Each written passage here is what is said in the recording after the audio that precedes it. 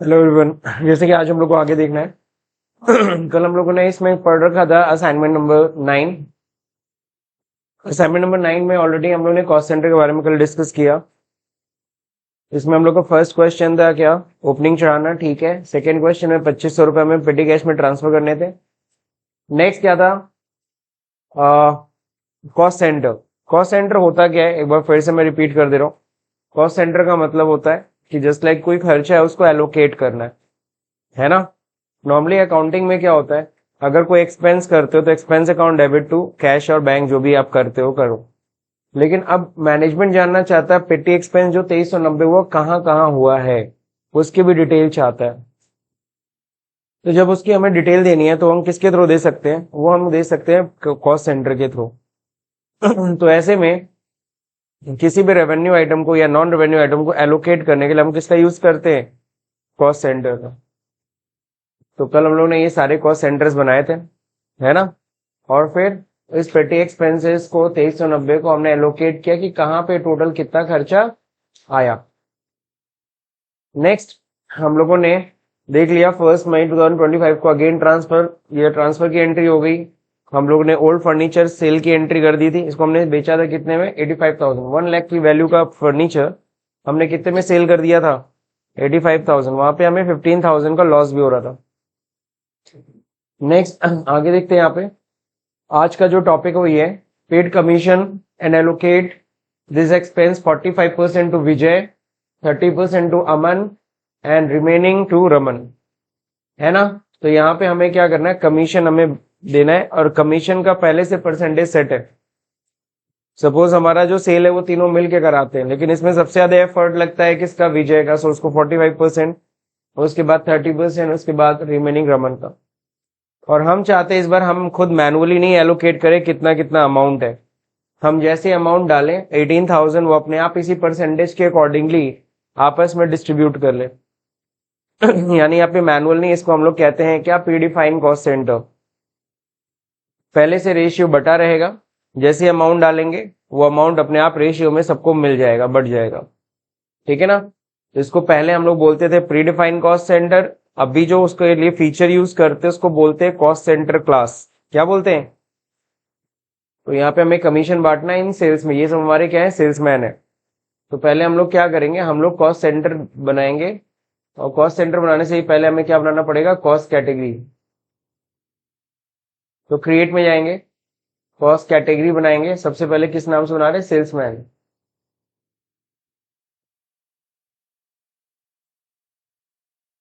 Revenue commission क्या है, खर्चा है ना। जो पीएल अकाउंट के आइटम है उसको रेवेन्यू आइटम कहते हैं, बैलेंस शीट के आइटम को नॉन रेवेन्यू आइटम। तो रेवेन्यू आइटम ही है भाई कमीशन, तो उसको यस रखिए, इसको नो रखने दीजिए। अब यहाँ पे सेल्समैन है कौन कौन, we need to create in cost centre. यहाँ सेल्समैन पे जाइए, सेल्समैन है कौन, सबसे पहले विजय, अमन, रमन। तो पहला तो विजय हो गए,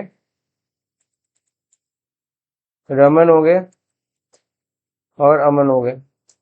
तो ये देखो, ये हमने सेल्समैन बना लिया, है ना।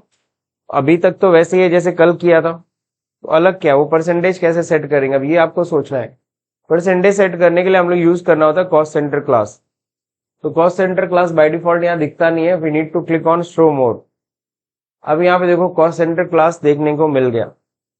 और ध्यान से देखो इसकी पोजीशन, यानी पहले आप कॉस्ट कैटेगरी बनाइए, cost centre, then cost centre class define कर सकते हैं। तो कॉस्ट सेंटर क्लास पे जैसे ही जा रहे हैं तो कह रहे हैं क्या चीज आपको बांटना है, उसका नाम बताइए। तो हमें बांटना है क्या, कमीशन, है ना। तो कमीशन का यहाँ पे क्या है, हम परसेंटेज हम लोग डिवाइड करना चाहते हैं, या कमीशन रेशियो लिख सकते हो, परसेंटेज नहीं लिख सकते हो तो क्या लिख सकते हो, रेशियो लिख लो। It is up to you क्या लिखना चाहते हो। कमीशन का रेशियो हमारा सेट है, क्या रेशियो है सर, पहले जाते हैं सेल्समैन के ऊपर। विजय को कितना देंगे हम, 45%, है ना। अमन को कितना देंगे, 30%। रिमेनिंग अमाउंट किसको मिलेगा, अमन को। हो गया cost centre class. And then इसको क्या करेंगे, एक्सेप्ट, हो गया एक्सेप्ट। तो ये हमने कॉस्ट सेंटर क्लास हमने इसको बना दिया। अब जैसे हम लोग ये कमीशन एक्सपेंस की पेमेंट की एंट्री करेंगे, ये ऑटोमेटिकली इस क्या करेगा, एलोकेट करेगा। तो चलते पेमेंट की एंट्री करने। अब आपका टास्क क्या है कि हम वाउचर एंट्री जैसे करें वहां पे अपने आप एलोकेशन कर ले। उसके लिए वाउचर में भी हमें कॉस्ट सेंटर क्लास ऑन करना होगा। तो वाउचर के में अंदर कॉस्ट सेंटर क्लास कैसे ऑन होगा, उसके लिए हमें जाना होगा कॉन्फ़िगरेशन में। So we need to use configuration, और यहाँ पे होता है कॉस्ट सेंटर क्लास। यहाँ पे अगर आप देखेंगे नीचे साफ साफ लिखा है सेलेक्ट कॉस्ट सेंटर क्लास, यानी एंट्री करते समय हमें कॉस्ट सेंटर क्लास सेलेक्ट करने का मौका मिले। इसको यस करिए। सो लिस्ट ऑफ कॉस्ट सेंटर, ये सबकी जरूरत नहीं है। अब देखो यहाँ पे जैसे डेट के जस्ट नीचे आ रहा है क्या, कॉस्ट सेंटर क्लास। पहले तो डेट देखिए किस डेट में हमें एंट्री करना है, 2 मई। तो 2 मई को एंट्री करें कॉस्ट सेंटर क्लास। किस रेशियो में बांटना, कमीशन रेशियो। जो रेशियो हमने बताया ना उसी रेशियो में कमीशन क्या करना है, डिस्ट्रीब्यूट करना है। अब यहाँ पे खर्चे का नाम बताओ क्या है, कमीशन। खर्चे का लेजर बना है क्या, नहीं बना है। सो अल्ट सी से हम बना लेंगे।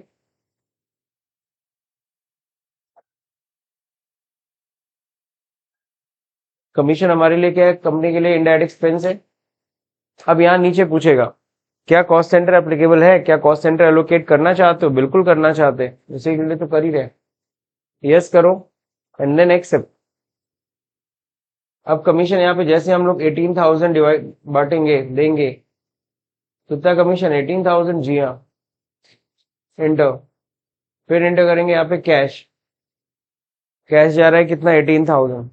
नरेशन लिख देंगे बीइंग कमीशन पेड। तो कमीशन हमने पेड किया, एक्सेप्ट करिए। एक्सेप्ट करने के बाद दिखा तो है नहीं कि कैसे बटा, बट एक्सेप्ट करने के बाद हमें एक बार पेजअप बटन दबाना होगा। क्या दबाना होगा, पेजअप। जैसे पेजअप दबाएंगे तो वहां देखेंगे कि ये सब अपने आप बढ़ गया। तो हमें नहीं बांटना पड़ा है, कॉस्ट सेंटर एलोकेट ऑटोमेटिकली हो गया। इसी फीचर को हम लोग कहते हैं कॉस्ट सेंटर क्लास। ठीक है, तो स्टेप सबको समझ में आ गए। क्वेश्चन नंबर 6 अगर भूल जाओ तो पीछे नोट्स में मैंने दिया है। क्वेश्चन नंबर 6 में क्या करना है, पहले cost centre class and predefined cost centre इसको बोलते हैं। पहले तो कॉस्ट कैटेगरी बनाइएगा सेल्समैन का, फिर सेकंड नंबर पे क्रिएट करिएगा कॉस्ट सेंटर इन तीनों के नाम थे सेल्समैन का। एंड देन हमें जाना होगा क्रिएट में शो मोर, वहां कॉस्ट सेंटर क्लास बनाना होगा कमीशन रेशियो, और ये बांट देना है। एंड देन हमें 5 में एंट्री करनी है, वहां पे कॉस्ट सेंटर क्लास में कमीशन रेशियो में एंट्री में पकड़ाना है, ध्यान रहे। और डेबिट क्रिएट करिए, एक्सेप्ट करने के बाद वहां क्या करना है, पेजअप बटन दबाना है। तो हिंट दिया हुआ है, आप इसको देख के भी फॉलो कर सकते हो। अब कह रहा है कि फर्नीचर परचेज कर रहे हैं फॉर ऑफिस यूज। अब देखो फर्नीचर परचेज कर रहा है फॉर ऑफिस यूज, अब इसकी एंट्री किधर कर सकते हो। अब यहाँ पे देखो, यहाँ पे नगद खरीद रहा है कि उधार, तो पक्का एक क्रेडिट पीरियड 10 डेज दे रखा है, उधार खरीद रहा है। पहले हम लोग फर्नीचर परचेज की एंट्री किस में करते थे, जर्नल में, और जर्नल में ही आज भी करेंगे, है ना। एक बार देखते हैं हमारे क्वेश्चन में कहाँ दिया है, हिंट में। अच्छा नहीं, कह रहा है कि F9 में करो, परचेज में करो अकाउंटिंग इनवाइस, ठीक है। तो पहले हम लोग जनरल मोड में करते थे, लेकिन अब एसेट परचेज की एंट्री हम लोग परचेज वाउचर में कर सकते हैं। सो परचेज वाउचर में हम लोग को एंट्री करना है।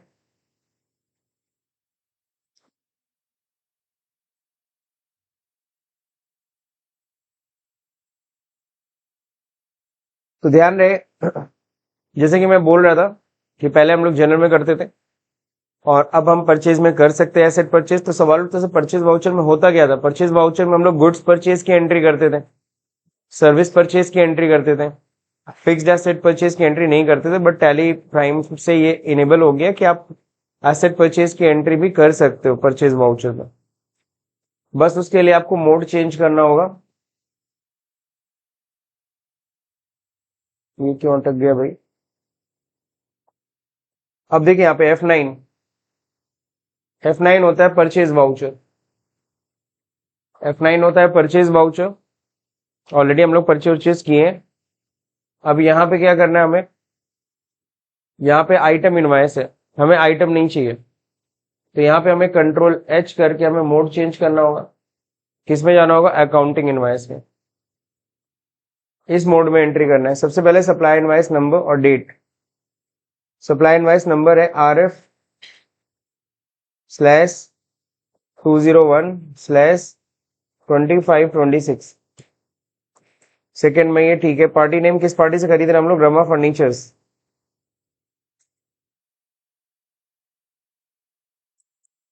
ये क्या है हमारा? Sundry creditor.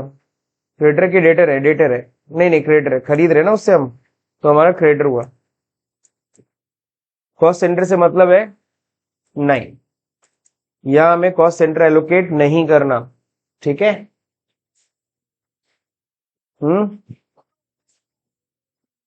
एड्रेस डाल देते हैं 21।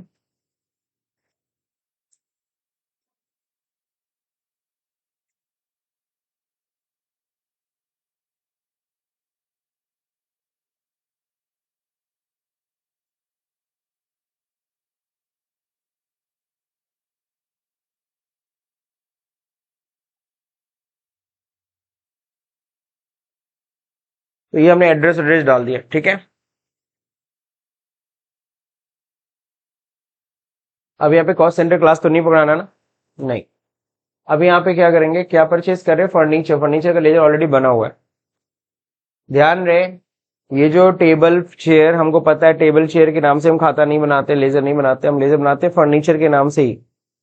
अब टोटल वैल्यू देखो, प्लस भाड़ा भी लग गया, तो भाड़ा भी आपको पता है उसी की कॉस्ट में ऐड होगा। टोटल मिला के कितने का पड़ा? 30,800। तो we need to show 30,800 total entire amount furniture value में। अब अगर आपको दिखाना है,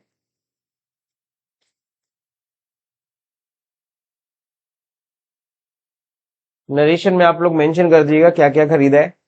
being two computer table and 10 executive chair purchase, है ना। तो यहां पे आप मेंशन कर सकते हो, ठीक है ना। सवाल तो कैरेज का अलग से क्यों नहीं बना रहे? क्योंकि आपको याद होगा, पढ़ा है आपने, कैपिटल एक्सपेंडिचर, रेवेन्यू एक्सपेंडिचर, है ना। तो जब भी कोई फिक्स एसेट को लाने में जो भी खर्चा वर्चा होता है, उसकी कॉस्ट में हम लोग क्या कर देते हैं? ऐड कर देते हैं। So it's a capital expenditure. So सीधे फर्नीचर की कॉस्ट हमने कितने में दिखा दी? 30,800। लेकिन एक चीज मिस कर दिया हमने, वो क्या? यहाँ पे क्रेडिट डेज कितना देना है? 10 डेज।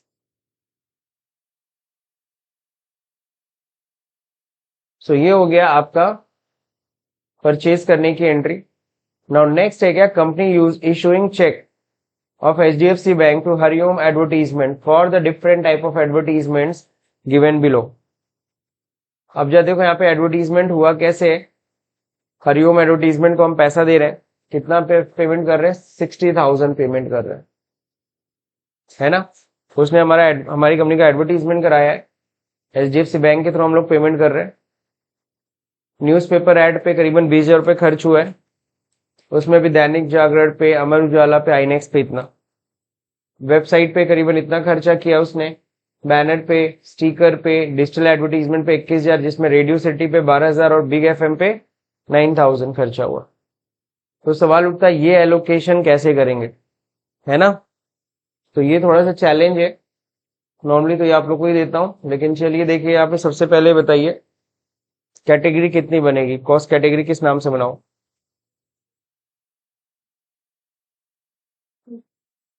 सुन लो ध्यान से, ये चीज अपना कॉमन सेंस में रखो। जहां पे भी अमाउंट डिफाइन करना होता है वो हमेशा कॉस्ट सेंटर में बनता है, इसमें कहीं भी कोई कॉस्ट कैटेगरी नहीं है, क्योंकि सब में तुम्हें क्या पुट करना है? अमाउंट। जहां भी अमाउंट डालना होता है उसमें हम क्या नहीं करते, उसको हम कॉस्ट कैटेगरी में नहीं, कॉस्ट सेंटर में बनाते। तो यहाँ पे अमाउंट एलोकेट करना है ना, तो ये सब कॉस्ट सेंटर में बनेगा। सॉल्व तो कॉस्ट कैटेगरी किस नाम से बनेगा? एक नाम से बनेगा। किस नाम से बना देना? इस नाम से, एडवर्टीजमेंट। तो चलिए देखते हैं यहाँ पे। सबसे पहले हम लोग जाते हैं क्रिएट कॉस्ट कैटेगरी, किस नाम से बनाएंगे?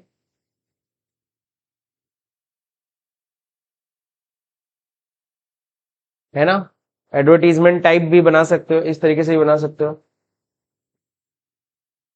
एडवर्टीजमेंट टाइप या एडवर्टीजमेंट मोड, है ना। तो टाइप ऑफ एडवर्टीजमेंट हम लोग बना रहे हैं। रेवेन्यू एडवर्टीजमेंट क्या रेवेन्यू आइटम है कि नॉन रेवेन्यू? रेवेन्यू ऐड में खर्चा ही तो है। अब हम लोग आएंगे कॉस्ट सेंटर पे, क्रिएट करेंगे। ऊपर हम सेल्समैन को हटा के क्या कर देंगे, एडवर्टीजमेंट टाइप। तो पहला एडवर्टीजमेंट का टाइप क्या है, सबसे पहला न्यूज़पेपर।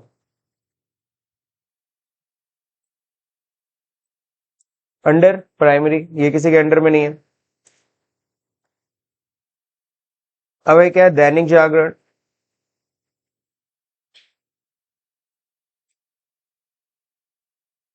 दैनिक जागरण किसके नीचे होगा, न्यूज़पेपर के नीचे है, ये ध्यान रहे। इस बार अंडर न्यूज पेपर डालेंगे। सेम इसी तरीके से हमें करना है अमर उजाला, उसका अंडर क्या रहेगा, न्यूज़पेपर। आई नेक्स्ट, ये भी किसके नीचे रहेगा, न्यूज़पेपर। वेबसाइट, इसका अंडर कुछ है, कुछ नहीं है, तो under primary. Banner primary, sticker primary, digital advertisement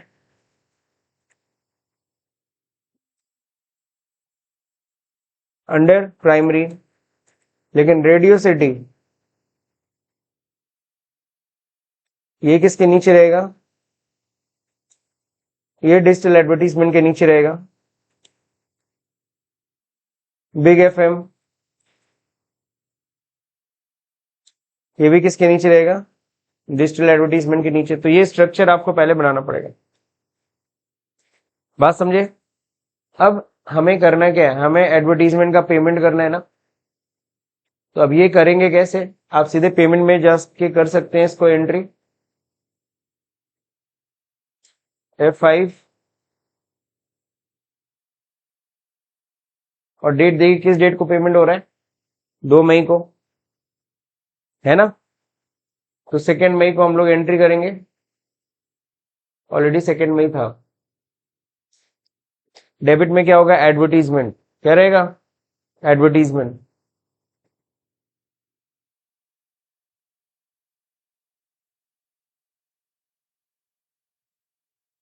advertisement हमारे बिजनेस के लिए क्या है, इनडायरेक्ट एक्सपेंस है।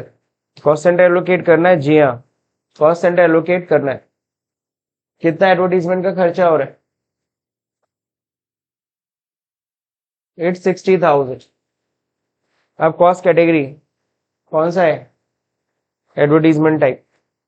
अब यहां पे ध्यान देना है कि एलोकेशन करना कैसे, बात समझे। अगर आप न्यूज़पेपर में 20,000 रुपये चढ़ाओगे तो आप फिर ये सब नहीं बता पाओगे, बात समझे। लेकिन ध्यान रहे, हमें न्यूज़पेपर नहीं, हमें इन तीनों में अमाउंट चढ़ाना चाहिए, क्योंकि ये तीनों किसके नीचे आ रहे हैं, न्यूज़पेपर। तो इन तीनों का अमाउंट जो होगा वो अपने आप जुड़ करके यहाँ पे शो करेगा। तो हमें क्या करना होगा, हमें सबसे जो नीचे वाली जो कॉस्ट सेंटर उसमें हमें अमाउंट डिफाइन करना है। दैनिक जागरण, तो हम लोग यहाँ पे दैनिक जागरण में डिफाइन करेंगे कितना अमाउंट खर्च हुआ है, 8,000। देन नेक्स्ट क्या है, अमर उजाला, इस पे कितना खर्च हुआ है, 7,000। Next I next 5,000। तो ऐसे एलोकेशन करना, हमें न्यूज़पेपर में नहीं चढ़ाना, इन तीनों में चढ़ाना है। अब इसके नीचे तो कुछ है नहीं, तो सीधे वेबसाइट पे चढ़ाओ। वेबसाइट पे कितना खर्च किया, बैनर पे कितना खर्च किया, स्टिकर्स पे कितना खर्च किया, 8,000। अब देखो यहाँ पे हमने ये सब डिफाइन कर दिया। डिजिटल एडवर्टीजमेंट में हम नहीं चढ़ाएंगे, हम किस में चढ़ाएंगे अमाउंट, रेडियो सिटी। और ये इसमें जितना अमाउंट होगा अपने आप वो डिजिटल एडवर्टीजमेंट ग्रुप में दिखेगा। तो रेडियो सिटी कितना खर्चा हुआ है, बाकी जो बचा वो बिग एफएम है। तो ये देखो पूरे 60,000 का एलोकेशन ऐसे करना है, ठीक है। अब इसको एक्सेप्ट करते हैं। पेमेंट किससे किया गया है, चेक से, एचडीएफसी के, एचडीएफसी बैंक। चेक नंबर दिया है, हाँ सर नीचे चेक दिया है। तो चेक नंबर क्या है?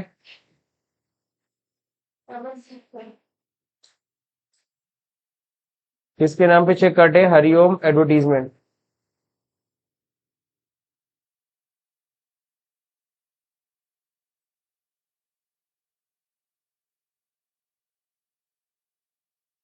हो गया? Hariom advertisement company. तो ये हमने चेक काट दिया इनके नाम पे। नरेशन क्या लिखेंगे? Being payment made.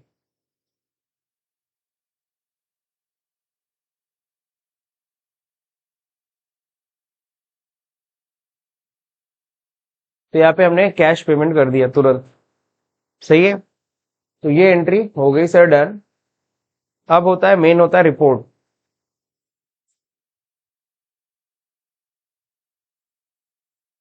मेन होता है रिपोर्ट। अब रिपोर्ट कैसे देखेंगे, चलिए देखते हैं। नॉर्मली हम लोग अगर पीएल में जाके चेक करेंगे तो पीएल में देखो हमें यहाँ पे एडवर्टीजमेंट दिख रहा है, कमीशन दिख रहा है, पेटी एक्सपेंस दिख रहा है।